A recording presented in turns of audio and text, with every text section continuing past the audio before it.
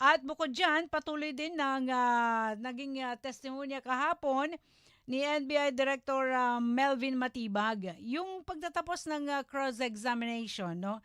Tinapos ng defense team kahapon yung kanilang pagtatanong sa NBI o kay NBI Director Matibag, ang huling witness ng prosecution panel para doon sa Article 4 kaugnay ng di umano'y pagbabanta ni VP Sara kina Pangulong Marcos sa First Lady na si Liza Araneta Marcos, at maging doon sa iba pa, ano, si House Speaker dating House Speaker Martin Romualdez.